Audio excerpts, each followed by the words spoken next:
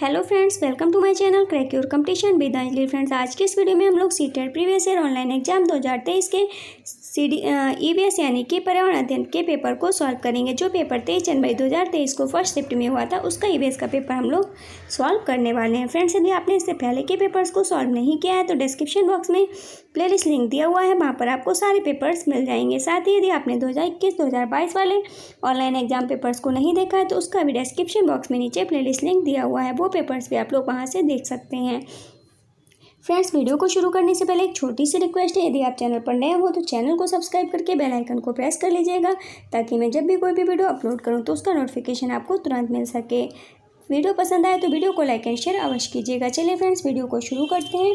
First question है, वाष्पन के कारण शीतलन की प्रक्रिया तब धीमी होती है जब वायुमंडल में जल के खुले पृष्ठ का क्षेत्रफल नंबर 1 बढ़ता है और वायु के बहने की चाल अधिक होती है, 2 बढ़ता है और वायु के बहने की चाल कम होती है, 3 घटता है और वायु के बहने की चाल कम होती है, 4 घटता है और वायु के बहने की चाल अधिक होती है। तो राइट आंसर ऑप्शन नंबर 3 हो जाएगा। जब वायुमंडल में जल के खुले पृष्ठ का क्षेत्रफल घटता है और वायु के बहने की चाल कम होती है। नेक्स्ट है क्वेश्चन नंबर 2, निम्नलिखित में से कौन सा डिजाइन सौराष्ट्र गुजरात में रंगोली और कढ़ाई के लिए प्रयोग किया था? नंबर 1 चौक पूर्णा, 2 नाग गम्फन, 3 मंदाना, 4 आरीपन। तो राइट आंसर ऑप्शन नंबर 2 हो जाएगा, नाग गम्फन। नेक्स्ट है क्वेश्चन नंबर 3। फ्रेंड्स, आपका जो सीटेट का ऑफलाइन एग्जाम होने वाला है 20 अगस्त को, उसमें बहुत सारे क्वेश्चंस इन पेपर से फंसने वाले हैं, क्वेश्चंस रिपीट होते हैं, तो वीडियो को लास्ट तक बिना स्किप किए देखते रहिएगा। नेक्स्ट है हमारा, खाद के विषय में निम्नलिखित में से कौन सा विकल्प सत्य है? ए, यह मृदा की जल धारण क्षमता में वृद्धि करता है, ए सही है। बी, यह गैसों का विनिमय रोकने के लिए मृदा को अरंद्री बनाता है, ये गलत है। सी है, यह मित्र जीवाणुओं की संख्या में वृद्धि करता है, सही। डी, यह मृदा की संरचना को बेहतर बनाता है, ये भी सही है। तो राइट आंसर हो जाएगा ऑप्शन नंबर 3 ए, सी तथा डी। नेक्स्ट है क्वेश्चन नंबर 4, निम्नलिखित में से भारत के संघ शासित प्रदेशों का युगल चुनिए। पहला है जम्मू और कश्मीर और अंडमान और निकोबार द्वीप समूह, 2 नागालैंड और लक्षद्वीप, 3 दिल्ली और मिजोरम, 4 चंडीगढ़ और झारखंड। तो राइट आंसर ऑप्शन नंबर 1 हो जाएगा, जम्मू और कश्मीर और अंडमान और निकोबार द्वीप समूह। नेक्स्ट है क्वेश्चन नंबर 5, कक्षा 5 की पाठ्यपुस्तक पर गोलकोंडा किले का एक मानचित्र छपा है। इस मानचित्र के निचले दाहिने भाग पर एक पैमाना दिया है जो इस प्रकार है। पैमाने का जो मान है वो 1 सेंटीमीटर बराबर है 110 मीटर। यदि कोई छात्र इस मानचित्र पर फतेह दरवाजा और इब्राहिम बुर्ज के बीच की दूरी 12.9 सेंटीमीटर नापता है तो इन दोनों स्थानों के बीच की वास्तविक दूरी होनी चाहिए। फ्रेंड्स, यहाँ पर हमारा जो पैमाने का मान दिया है तो वो दिया है 1 सेंटीमीटर बराबर 110 मीटर। तो इस तरह से 1 मीटर में हमारे 100 सेंटीमीटर होते हैं, तो हमें यहाँ पर 12 मीटर 9 सेंटीमीटर का माप निकालना होगा। तो इस तरह से हमें इसको सॉल्व करना होगा फ्रेंड्स। तो इसको आप लोग सॉल्व कर लीजिएगा। इसका जो राइट आंसर आएगा वो आएगा ऑप्शन नंबर 2, 1.419 किलोमीटर इसका राइट आंसर आ जाएगा। इसको आप लोग सॉल्व करके देख लीजिएगा। नेक्स्ट है क्वेश्चन नंबर 6, माउंट एवरेस्ट की चोटी की समुद्र तल से ऊंचाई है। Number 1 7300 metre, 2 8300 metre, 3 8900 metre, 4 8950 metre. तो राइट आंसर हो जाएगा option number 3 8900 metre. Next question है क्वेश्चन नंबर 7, धूम कोहरे के विषय में निम्नलिखित में से कौन सा विकल्प सत्य है? ए, प्रायः सर्दियों में बनता है, ए सही है। बी, धुएं और कोहरे से बनता है, बी भी सही है। सी, ओजोन का अपक्षय करता है, ये गलत है। डी, दमा एवं खांसी उत्पन्न करता है, डी भी सही है। तो राइट आंसर ऑप्शन नंबर 3 हो जाएगा, ए, बी तथा डी। नेक्स्ट है क्वेश्चन नंबर 8, भारत की राजधानी की स्थिति के सापेक्ष जयपुर राजस्थान की राजधानी और देहरादून उत्तराखंड की राजधानी की दिशाएं क्रमशः हैं, तो इनकी दिशाएं क्रमशः कौन सी हैं? तो राइट आंसर ऑप्शन नंबर 3 हो जाएगा फ्रेंड्स, दक्षिण पश्चिम और उत्तर पूर्व। नेक्स्ट है क्वेश्चन नंबर 9, निम्नलिखित में से पृथक्करण के कौन से क्रियाकलाप प्राथमिक कक्षा में उपयुक्त होंगे? ए, बाष्पीकरण सही, बी, फटकना सही, सी, चुंबकीय पृथक्करण ये भी सही है, डी, प्रवाहजी आसवन ये गलत होगा। तो राइट आंसर ऑप्शन नंबर 4 हो जाएगा, ए, बी तथा सी। नेक्स्ट है क्वेश्चन नंबर 10, निम्नलिखित में से कौन से वाद्य यंत्रों का प्रयोग बीन मंडली में होता है? नंबर 1 बीन, मुरली, सारंगी तथा ढोल। 2 मुरली, तुम्बा, बीन तथा खंजरी। 4 तुम्बा, बीन, खंजरी तथा ढोल। 4 है बीन, सारंगी, मुरली तथा खंजरी। तो राइट आंसर ऑप्शन नंबर 3 हो जाएगा तुम्बा, बीन, खंजरी तथा ढोल। नेक्स्ट है क्वेश्चन नंबर 11। वन किसी राष्ट्र की प्राकृतिक संपदा के सूचक होते हैं। वनों के संदर्भ में निम्नलिखित में से कौन सा कथन सही है? नंबर 1 ये जल चक्र को बनाए चालू रखने में भूमिका निभाते हैं। 2 ये वृक्षों से ढका हुआ एक छोटा सा क्षेत्र है। 3 ये घरेलू पशुओं के लिए आवास उपलब्ध कराते हैं। 4 ये अनवीकरणीय प्राकृतिक संसाधन है। तो राइट आंसर हो जाएगा ऑप्शन नंबर 1, ये जल चक्र को बनाए रखने या चालू रखने में भूमिका निभाते हैं। क्वेश्चन नंबर 12 है निम्नलिखित में से सही कथन चुनिए। पहला है केरल का तट अरब सागर पर तथा कर्नाटक का तट बंगाल की खाड़ी पर है। 2 कर्नाटक का तट अरब सागर पर तथा केरल का तट बंगाल की खाड़ी पर है। 3 केरल और कर्नाटक दोनों के तट बंगाल की खाड़ी पर हैं। 4 केरल और कर्नाटक दोनों के तट अरब सागर पर हैं। तो राइट आंसर होगा ऑप्शन नंबर 4, केरल और कर्नाटक दोनों के तट जो हैं वो अरब सागर पर हैं। नेक्स्ट है 13 नंबर क्वेश्चन। ऊंचा, शुष्क, सूखा और चपटा क्षेत्र जिसे ठंडा रेगिस्तान कहते हैं हमारे देश का वह भाग है जिसका नाम है। नंबर 1 शिमला, हिमाचल प्रदेश। 2 शिलांग, मेघालय। 3 श्रीनगर, जम्मू और कश्मीर। 4 लेह, लद्दाख। तो राइट आंसर हो जाएगा option number 4, Leh Ladakh. Next है 14 नंबर क्वेश्चन। वह तिथि दिनांक जिस दिन बख्शेंद्र पाल ने माउंट एवरेस्ट की चोटी पर कदम रखा और भारतीय राष्ट्रीय ध्वज तिरंगा गाड़ा है। नंबर 1 23 मई 1984। 2 23 मई 1989। 3 25 मई 1984। 4 25 मई 1989। तो राइट आंसर ऑप्शन नंबर 1 हो जाएगा 23 मई 1984 को बख्शेंद्र पाल ने माउंट एवरेस्ट की चोटी पर कदम रखा था और राष्ट्रीय ध्वज फहराया था या फिर गाड़ा था। नेक्स्ट है क्वेश्चन नंबर 15। सभी सरकारी अस्पतालों में सांप के द्वारा काटने की दवाई मिलती है, यह किससे बनाई जाती है? नंबर 1 सांप की झड़ी छोड़ी हुई चर्म त्वचा से। 2 सांप का विष जहर। 3 चिचिंडे के पौधे का फूल। 4 चिचिंडे के पौधे का बीज। तो राइट आंसर ऑप्शन नंबर 2 हो जाएगा सांप का विष या जहर से। नेक्स्ट क्वेश्चन है क्वेश्चन नंबर 1, यानी कि यहाँ से पेडागोजी के क्वेश्चन शुरू हो गए हैं। तो चलिए पढ़ते हैं। क्वेश्चन नंबर 1 है पर्यावरण अध्ययन की पाठ्यपुस्तकों में मेंडल के प्रयोगों को शामिल किया गया है, इसका कारण है? ए वैज्ञानिक पड़ताल के चरणों की ओर छात्रों का ध्यान आकर्षित करना, ए सही है। बी छात्रों को सिखाना कि गुण एक पीढ़ी से दूसरी पीढ़ी को संचरित किए जाते हैं, बी गलत है। सी छात्रों का ध्यान आकर्षित करना कि कैसे गुण उत्तरोत्तर पीढ़ी द्वारा वंशागत होते हैं, सही।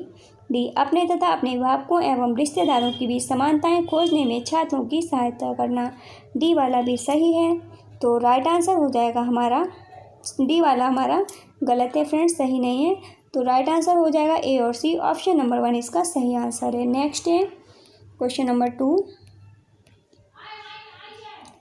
नाजली को गुड़ खाना पसंद है। दोपहर में जब उसकी मम्मी सो रही थी तो नाजली रसोई में गई और उसने मम्मी द्वारा छिपाई गई गुड़ की बनी बरनी खोज ली। यह सीखने के लिए निम्नलिखित प्रकारों में से कौन सा एक उदाहरण है? नंबर ए है शास्त्रीय अनुबंधन, गलत। बी क्रिया प्रसूत अनुबंधन, सही। संज्ञानात्मक अधिगम, सी वाला गलत है। डी यांत्रिक अधिगम, ये सही है। तो राइट आंसर हो जाएगा बी और डी, तो ऑप्शन नंबर 3 इसका सही आंसर होगा। नेक्स्ट क्वेश्चन है क्वेश्चन नंबर 3। निम्नलिखित में से कौन से कथन सतत और समग्र मूल्यांकन अवधारणा के सतत पद से संबंधित हैं? ए वृद्धि और विकास के अभिज्ञात पक्षों का आवधिक मूल्यांकन, सही। बी वृद्धि और विकास के पाठचर्या संबंधी और सह पाठचर्या संबंधी पक्षों का मूल्यांकन, गलत। सी अधिगम अंतरालों का निदान और उपचारात्मक उपायों का प्रावधान, सही। डी क्षमताओं, मनोवृत्ति और अभिरुचि का मापन, डी गलत है। तो राइट आंसर ऑप्शन नंबर 4 हो जाएगा ए और सी। नेक्स्ट क्वेश्चन है क्वेश्चन नंबर 4। पर्यावरण अध्ययन पर्यावरण का वह अध्ययन है जो संबंधित है हमारे पास पड़ोस से जिसमें हम रहते हैं। इसके अंतर्गत मूल विषय तथा उप विषय होते हैं। निम्नलिखित में से कौन सा मुख्य विषय है? नंबर 1 संबंध, 2 पौधे, 3 कार्य एवं खेलकूद, 4 चीज़ें जो हम बनाते हैं तथा करते हैं। तो राइट आंसर ऑप्शन नंबर 4 होगा। चीज़ें जो हम बनाते हैं तथा करते हैं। नेक्स्ट है क्वेश्चन नंबर 5। पर्यावरण अध्ययन की पाठ्यपुस्तक में एक पाठ लोगों के विस्थापन पर है जिसका शीर्षक है हमारे लिए कोई स्थान नहीं। यह बच्चों को जानकर और संवेदनशील बनाने के लिए उद्देशित है। नंबर 1, उन लोगों की पीड़ा के बारे में जिन्हें उनकी जन्मभूमि से विकास के नाम पर विस्थापित कर दिया गया है। 2, कि देश के विकास हेतु लोगों का विस्थापन आवश्यक है। 3, कि शहरी लोग कूड़ा करकट उत्पन्न नहीं करते, शहर झुग्गियों के कारण गंदे हैं। 4, कि एक बड़े शहर में ग्रामीण लोगों का जीवन बेहतर होगा। तो राइट आंसर ऑप्शन नंबर 1 होगा, उन लोगों की पीड़ा के बारे में जिन्हें उनकी जन्मभूमि से विकास के नाम पर विस्थापित कर दिया गया है। नेक्स्ट है क्वेश्चन नंबर 6। निम्नलिखित में से कौन से कथन पर्यावरण अध्ययन की कक्षा 3वीं से 5वीं तक की पुस्तकों में ढेर सारे चित्रों को शामिल करने की सर्वाधिक सटीक व्याख्या करते हैं? ए, चित्र बच्चों को आकर्षित करते हैं, गलत। बी, बच्चे विकास की मूल संक्रियात्मक अवस्था में हैं, ये भी गलत है। सी, बच्चे चित्रों के माध्यम से अवधारणाओं को जल्दी समझते हैं, सी सही है। डी, चित्रों से किताब आकर्षक बनती है, डी भी सही है।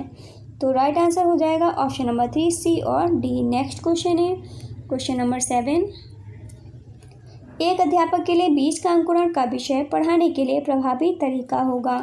नंबर 1, विद्यार्थियों को एक सजीवक एनिमेटेड वीडियो देखने के लिए कहना जिसमें साबुत मूंग के बीजों का अंकुरण दिखाया गया है। 2, मूंग के बीजों का अंकुरण का चार्ट बनाना। 3, विद्यार्थियों से मूंग के बीजों का अंकुरण करने के लिए कहना तथा अपने अवलोकन रिकॉर्ड करने को कहना।